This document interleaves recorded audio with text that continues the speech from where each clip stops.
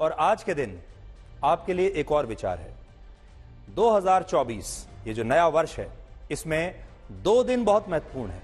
एक है 22 जनवरी 2024 और दूसरा है 26 जनवरी 2024।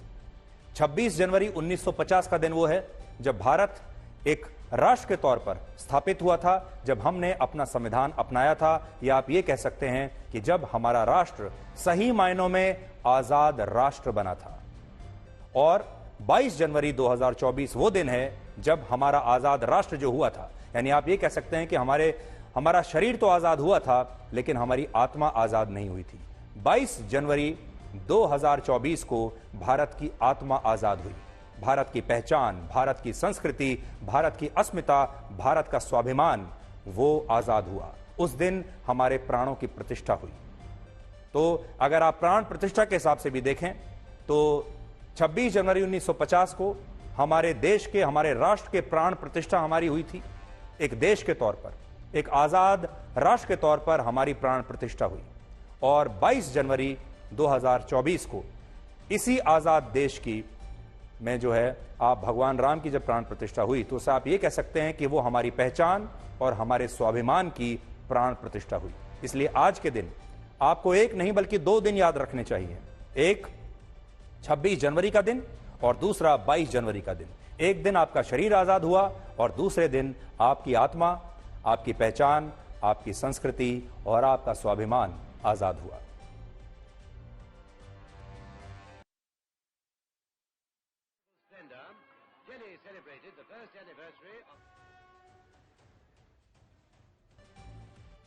आज के दिन का हमारे संविधान के साथ एक गहरा रिश्ता है। इसलिए अब हम आपको भारत के संविधान से जुड़ी ऐसी 5 बातें बताएंगे जिनके बारे में आपको शायद आज तक किसी ने नहीं बताया होगा। भारत के पहले प्रधानमंत्री पंडित जवाहरलाल नेहरू ने भारत का संविधान लिखने के लिए स्वयं प्रेम बिहारी नारायण का चुनाव किया था। उन्होंने स्वयं किया यह चुनाव। लेकिन दिलचस्प बात यह है कि इस दौरान दोनों की ही एक शर्त भी थी। नेहरू की शर्त यह थी कि भारत का संविधान अंग्रेजी भाषा में और इटैलिक फॉन्ट स्टाइल में लिखा जाए। यह नेहरू की शर्त थी। और प्रेम बिहारी का कहना था कि वो ये संविधान इस शर्त पर लिखेंगे जब उन्हें इसके हर पन्ने पर अपना नाम और आखिरी पन्ने पर अपना और अपने दादाजी का नाम लिखने की इजाजत दी जाएगी।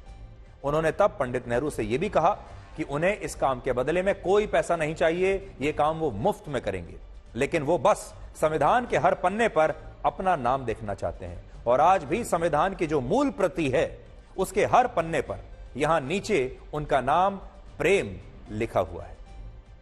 यह बात जानकर आपको और भी हैरानी होगी कि भारत ने अंग्रेजों से आजादी मिलने के बाद अपने संविधान की रचना की, यानी हमने अपना संविधान खुद लिखा, बनाया, उसकी रचना की।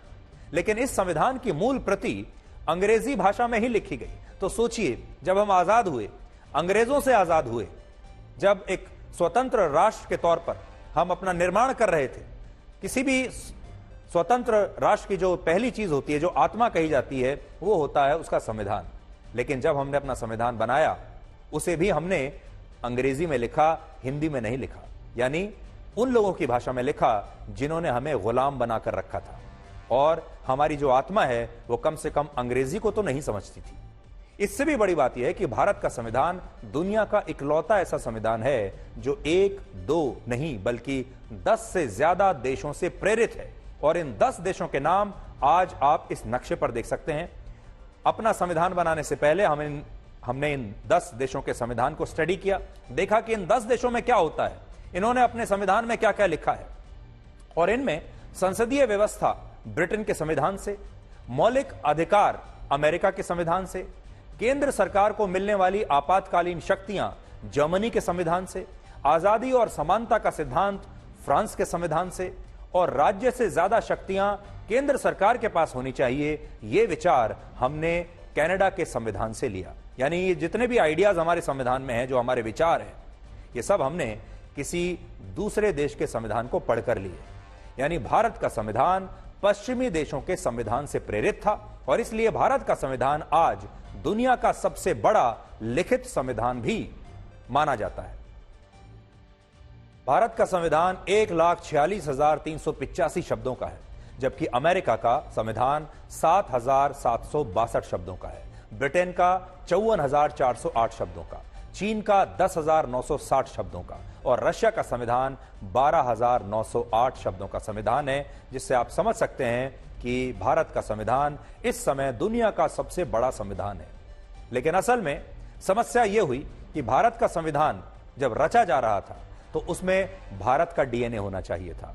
भारत की व्यवस्थाएं क्या हैं, भारत की सोच क्या है, भारत की पहचान क्या है, भारत की चुनौतियां क्या हैं, भारत की संस्कृति क्या है, इस सब का ध्यान रखा जाना चाहिए था। भारत के लोग क्या सोचते हैं, भारत के लोगों की आदतें क्या हैं, भारत के लोगों की चुनौतियां क्या हैं, और हमारी चुनौतियां अलग हैं। अमेरिका की चुनौतियां अलग हैं, ब्रिटेन की अलग हैं, कनाडा की अलग हैं।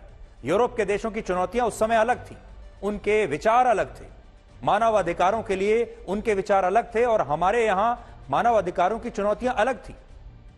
उस समय उनकी चुनौती भूख और प्यास नहीं थी, गरीबी नहीं थी, जबकि हमारी जो सबसे बड़ी चुनौती थी वो गरीबी थी, भूख, प्यास, शिक्षा, ये सब हमारी चुनौतियां थी।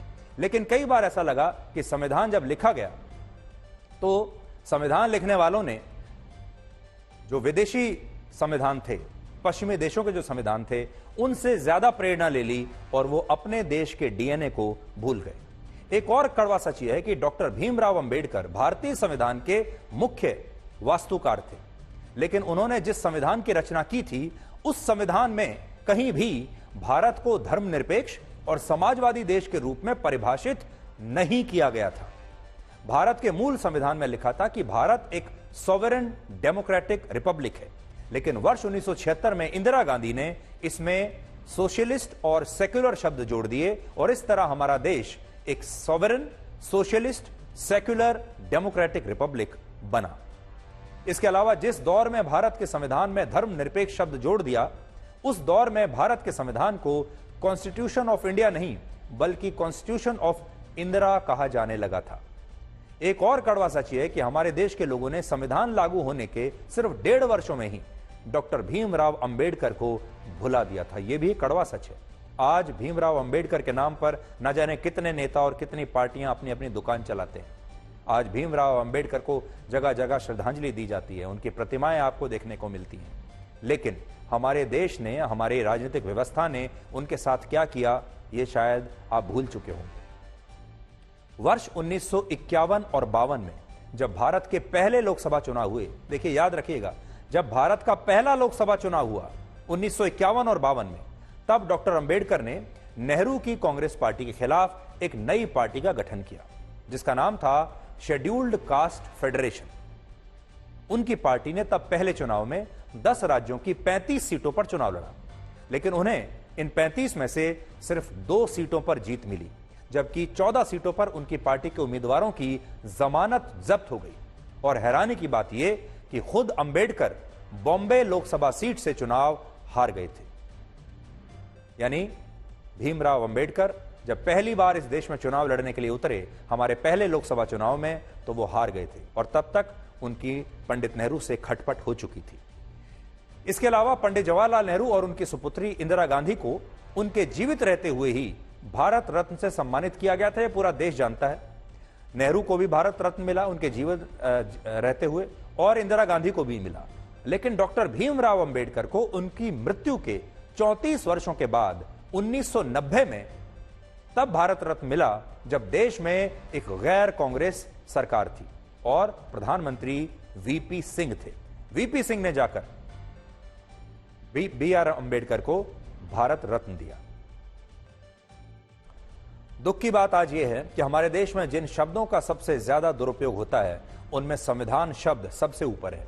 हमारे देश में बहुत सारे नेता ऐसे हैं जो अपने परिवार और अपने राजनीतिक भविष्य को खतरे में देखते हैं तो उन्हें देश का संविधान खतरे में दिखाई देने लगता है। जैसे ही उनके परिवार पर बात आती है, जैसे ही कानून का शिकंजा उन तक पहुंचता है, तो वो सबसे पहली बात जो कहते हैं वो कहते हैं कि भारत का संविधान ही खतरे में आ गया है। तो आपने भी वर्षों से ये बात सुनी होगी कि भारत का संविधान हमेशा से ही खतरे में ही रहता है, जबकि संविधान का असली अर्थ क्या होता है आज भी ये बहुत सारे लोग हमारे देश के जानते ही नहीं है।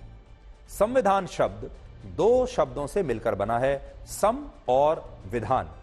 सम का अर्थ है समान और विधान का अर्थ है नियम और कानून। यानी जो नियम और कानून सभी नागरिकों पर एक समान रूप से लागू होते हैं उसे संविधान कहते हैं। अब एक बड़ा प्रश्न आपके लिए भी है, क्या आपको लगता है कि हमारे देश में सभी नियम और कानून समानता से सब पर एक साथ लागू होते हैं? गरीब पर, अमीर पर, वीआईपी पर, साधारण आदमी पर? यह बात आप खुद सोचकर आज बताइएगा। संविधान का मूल विचार कहता है कि यह किसी देश की नीतियों और सिद्धांतों का एक ऐसा संग्रह है जिसके आधार पर उस देश की शासन व्यवस्था को संचालित किया जाता है। लेकिन सोचिए, क्या भारत में ऐसा आपने होते हुए देखा है? और आज भी हमारे देश में शादी, तलाक और संपत्ति जैसे मामलों के लिए हिंदू, सिख, जैन और बौद्ध धर्म के लोग तो एक समान कानून के दायरे में आते हैं, लेकिन इन्हीं मामलों के निपटारे के लिए भारत में मुस्लिम, ईसाई और पारसी धर्म के लोगों के पास अपने अपने पर्सनल लॉज हैं। यानी पूरी दुनिया में भारत शायद इकलौता ऐसा धर्मनिरपेक्ष देश है, या अपने आप को धर्म निरपेक्ष बताने वाला देश है, जहां कानून ही धर्म के हिसाब से बटा हुआ है। एक धर्म के लिए अलग कानून है, दूसरे धर्म के लिए अलग कानून है। और बड़ी बात यह है कि जो नेता अक्सर भारत के संविधान को खतरे में बताते हैं, वो इस भेदभाव पर कभी कोई बात नहीं करते, बल्कि इसी भेदभाव के आधार पर वो वोट मांगने जाते हैं और कहते हैं लोगों को कि ये भेदभाव हम जारी रखेंगे, इसलिए हमें वोट दीजिए। लेकिन इस विडंबना को आप एक और उदाहरण से आज समझ सकते हैं।